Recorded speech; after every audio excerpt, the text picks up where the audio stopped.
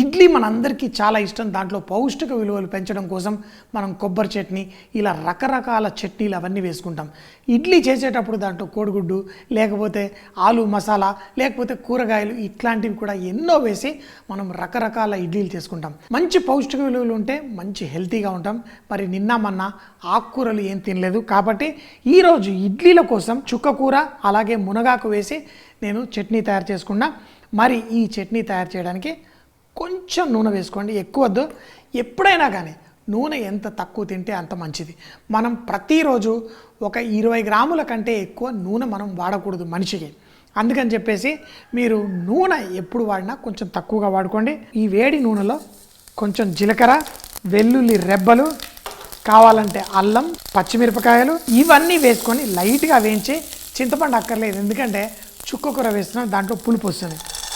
ఇలా పల్లీలు, మీరు ఇవి వేయించిన పల్లీలు ఉన్నాయి, లేకపోతే వేసి వేయించుకోండి.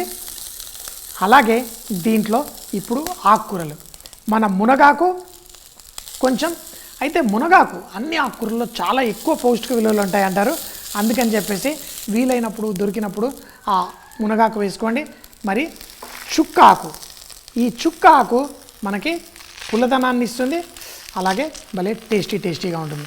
దీన్ని కూడా వేసి లైట్గా కుక్ చేసుకోండి. కొంచెం వేడి తాకానే ఆకులు అన్నీ కొంచెం సాఫ్ట్గా అయిపోతాయి. మరి దీంట్లో కొబ్బరి ముక్కలు, ఇలా కొన్ని కొబ్బరి ముక్కలు కూడా వేసి ఒక 2 నిమిషాల పాటు లైట్గా కుక్ చేయండి.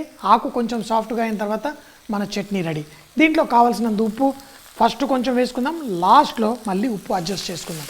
అంతే, సింపుల్ చట్నీ, అది కూడా హెల్తీగా టేస్టీగా. ఇడ్లీలతో తినండి, దోశలతో తినండి. ఇది చట్నీ అన్నంతో కలుపుకున్నా చాలా బాగుంటుంది. చూడండి, ఆకంతా సాఫ్ట్గా అయిపోయింది. దీన్ని మిక్సీ జార్లో వేసి బరకగా చట్నీ చేసుకోండి. ఇడ్లీ బ్యాటర్ చక్కగా ఫర్మెంట్ అయింది. దీంట్లో కొంచెం ఉప్పు వేసుకోండి, కలిపేసుకోండి. ఇప్పుడు ఇడ్లీలు వేసుకుంటే పర్ఫెక్ట్. ఎక్కువ కాదు, ఒక 50% మాత్రమే వేసుకోండి. మన ఇడ్లీ పాత్రలు స్లోగా స్టీమర్లో పెట్టండి, మూత పెట్టేయండి. మరి ఇడ్లీలు 10 నిమిషాలు స్టీమ్ చేస్తే చాలు, సరిపోతుంది.